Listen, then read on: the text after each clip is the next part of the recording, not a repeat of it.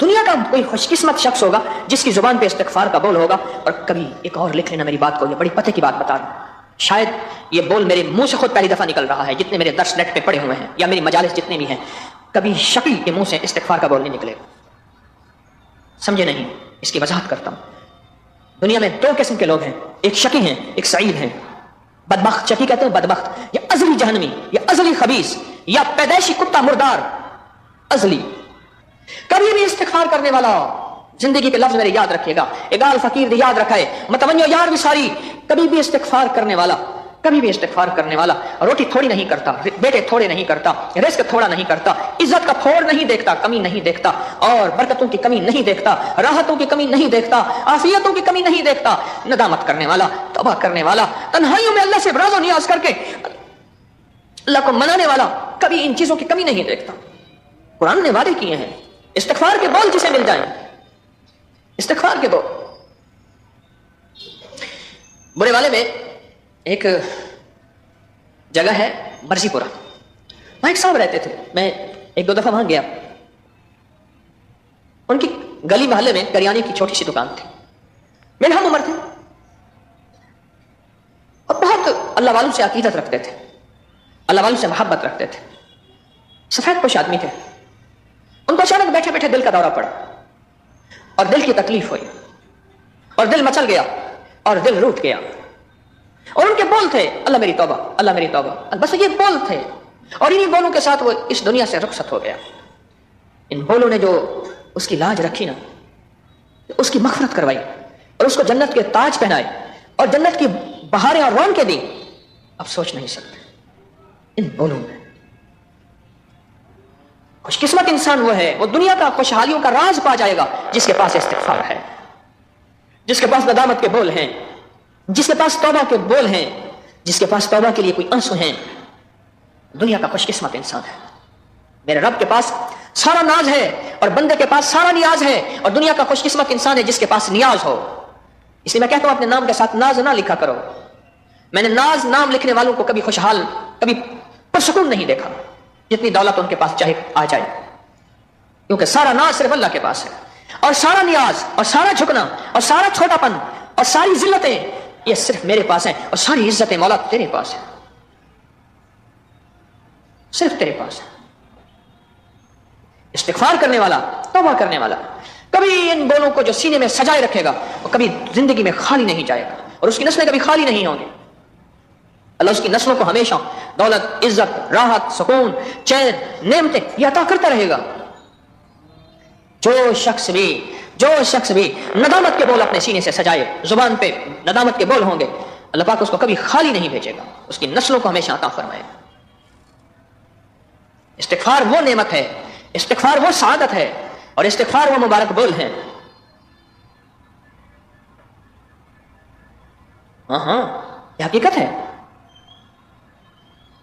امام احمد بن حنبل رحمۃ اللہ علیہ بڑے وقت کے امام, بہت عظیم ہستی, سفر میں تھے تو ایک مسجد میں تشریف لے گئے رات گزارنے کے لیے. رات پڑ گئی, ناواقف تھے, انہیں جانتا کوئی نہیں تھا. مسجد کے خادم نے کہا جی نکلے, میں نے مسجد بند کرنی ہے. اس نے کہا تو بند کر کے چلا جا, میں پردیسی فقیر ہوں, رات یہاں رہ جاؤں. اس نے بے اکرامی کی, احترام نہیں کیا, اور بہت برے طریقے سے نکال دیا. ایک صاحب نے دیکھا یہ پردیسی مسافر ہے, انہوں نے آپ میرے پاس آ جائے, میں آپ کا احترام, جو میری مہمانی ہوگی قبول فرما لیں. امام صاحب وہاں تشریف لے گئے. وہ بندہ چلتا تھا تو استغفار کرتا تھا, اٹھتا تھا تو استغفار کرتا تھا, بیٹھتا تھا تو استغفار کرتا تھا. امام احمد بن حنبل رحمۃ اللہ علیہ نے اس سے پوچھا کوئی اس کا فائدہ بھی پایا؟ اس نے کہا یہ بڑے فائدے پائے. دنیا میں جو مانگتا ہوں مل جاتا ہے, کائنات میں جو سوچتا ہوں ہو جاتا ہے, دولت, عزت, رزق, صحت, برکت, خوشیاں, خوشحالیاں, کامیابیاں. مگر اب ایک آس باقی رہ گئی کہ امام احمد بن حنبل سے ملاقات ہو جائے. ایک آس باقی رہ گئی ہے, جو مانگا ملا, جو سوچا پایا. ایک آس باقی رہ گئی ہے کہ امام احمد بن حنبل رحمۃ اللہ تعالی علیہ سے ملاقات ہو جائے. انہوں نے کہا مجھ فقیر کا نام احمد بن حنبل ہے. وہ تیری آس بھی پوری ہو گئی ہے. دنیا کا کوئی خوش قسمت شخص ہوگا جس کی زبان پہ استغفار کا بول ہوگا. اور کبھی ایک اور لکھ لینا میری بات کو, یہ بڑی پتے کی بات بتا رہا ہوں. شاید یہ بول میرے منہ سے خود پہلی دفعہ نکل رہا ہے, جتنے میرے درس نیٹ پہ پڑے ہوئے ہیں یا میری مجالس جتنے بھی ہیں, کبھی شقی کے منہ سے استغفار کا بول نہیں نکلے گا. سمجھے نہیں؟ اس کی وضاحت کرتا ہوں. دنیا میں دو قسم کے لوگ ہیں، ایک شقی ہیں ایک سعید ہیں. بدبخت، شقی کہتے ہیں بدبخت، یا ازلی جہنمی، یا ازلی خبیث، یا پیدائشی کتا مردار. ازلی، کبھی اس کے منہ سے استغفار نہیں نکلے گا. کیوں؟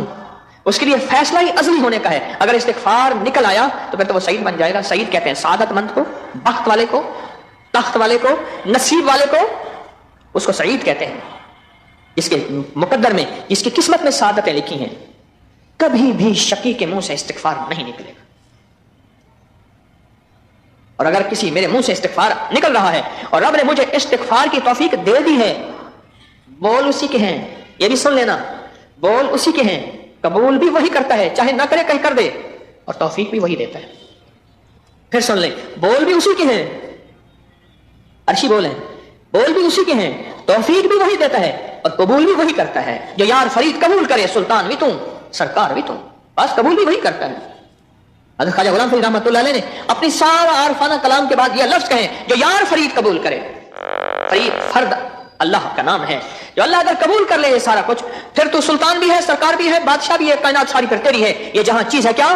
لوح قلم تیرے ہیں. جو یار فرید قبول کرے، اللہ اگر قبول کر لے تو ہمیشہ جس کے منہ پہ، جس کے بولوں میں استغفار ہوگا وہ دنیا کا خوش قسمت نصیب والا ہے. اور جتنا جس کی زبان پہ استغفار بڑھتا جائے گا، چڑھتا جائے گا، اترتا جائے گا اور روانی پکڑتا جائے گا، استغفار استغفار استغفار، سمجھ لیں وہ دنیا کا کوئی سعید اور خوش قسمت انسان ہے. رب اس سے راضی ہے. جو رب کہتے آ مجھ سے ایکسکیوز کر، آ مجھے منا. یہ جنہوں نے راز و نیاز کی کوئی دنیا کی مجازی خلوتیں پائی ہوئی ہوتی ہے نا، انہیں پتہ ہے کہ روٹھے یار کو منانے میں کتنا مزہ آتا ہے. ہاں، ایک اور مزہ ہے. جنہوں نے یہ خلوتوں کے راز پائے ہیں، انہیں میری بات بجلی بل کے لگی ہوگی، تھا لگی ہوگی، اور تاروں کو جا کے چھیڑ دیا ہوگا. جو تار سے نکلی ہے وہ دھن سب نے سنی ہے، جو تار پہ بیتی ہے وہ کس دل کو پتا ہے. انہیں پتا ہے کہ منانے میں کتنا مزہ ہے. مدت سے کوئی شخص رلانے نہیں آیا، جلتی ہوئی آنکھوں کو بجھانے نہیں آیا. کہتا تھا کہ ساتھ جئیں گے ساتھ مریں گے، اب روٹ گئے ہیں تو منانے نہیں آیا. انہیں پتا ہے کہ وہ وصل کی گھڑیاں، وہ راز و نیاز کی گھڑیاں جس میں منانا ہوتا ہے وہ کیسا ہوتا ہے. اور یقین جانیے جس کے دل میں اللہ کی محبت کا ایک چھوٹا سا ذرہ بھی ہے، کملی والے کی محبت کا ایک چھوٹا ذرہ بھی ہے، محمد آل محمد اصحاب محمد کی محبت کا ایک چھوٹا ذرہ بھی ہے، وہ اللہ کے سامنے جب راز و نیاز کرتا ہے اور توبہ ندامت اور استغفار سے اللہ کو مناتا ہے، اللہ پاک یہیں بیٹھ کے خوش ہوتا ہے. اور یہاں تک فرماتا ہے، فرمائے سارے جنتی جنت میں چلے جائیں گے، پھر میں ایک ایسے سارے نیک ہو جائیں، جنت میں چلے جائیں، پھر میں ایک ایسی مخلوق پیدا کروں گا جو خطائیں کر کے مجھے منائیں گے اور مجھے مزہ آئے گا. مولا مجھے منائیں گے، اور جب منائیں گے نا اس میں مجھے مزہ آئے گا. میں نے پچھلے درس میں کہا تھا رب نازو بھرا یار ہے، منٹ میں روٹ جاتا ہے. یہ زمین تو نے کہاں جھکائی تھی؟ تو نے اس طرف دیکھا کیوں تھا؟ میرے غیر کو دیکھا تھا. اچھا یہ کیوں کیا تھا؟ بڑا نازو بڑا یار ہے، اور پل میں مان بھی جاتا ہے، اور مان بھی اتنا آ جاتا ہے، کہتا ہے جا آج کے بعد روٹوں گا نہیں، اور مان بھی اتنا جاتا ہے، اچھا جا جتنی تیری خطائیں تھیں اتنی میری عطائیں ہیں، جتنے تیرے گناہ تھے اتنا میرا ثواب ہے، جتنے تیری گناہوں کے پہاڑ تھے اتنا میری نیکیوں اور رحمتوں کے پہاڑ ہیں، جا اس کا بدل پھر یوں کر دیا. اتنا نازو بھرا یار، نزاکتوں بھرا یار ہے. وہ خوش قسمت انسان ہے جس کی زبان پہ استغفار کا بول آ گیا، ندامت کا بول آ گئے، توبہ کے بول آ گئے. مولا وہ زندگی تھی جس کے صبح، جس کے شام، جس کے لمحے، جس کی راتیں، جس کی ساعتیں ایسی گزری کہ تجھے پل میں منا بھی نہ سکا، تجھے ہر وقت میں نے ناراضی کیا. اللہ وہ کون سا لمحہ اور گھڑی ہوگی تو مجھے معاف کر دے گا؟ تو وہ کون سا لمحہ گھڑی ہوگی تو مجھ سے راضی ہو جائے گا؟ وہ کون سا لمحہ اور گھڑی ہوگی جب تو میرا دوست بن جائے گا؟ اور وہ کون سا لمحہ اور گھڑی ہوگی جب میں مجرم سے محرم بن جاؤں گا؟ اللہ عطا کر دے. جو بیٹھ کے رو رہا اور ندامت کے آنسو بہا رہا، میرے رب کے ہاں دنیا کا سب سے زیادہ پسندیدہ شخص یہی ہے.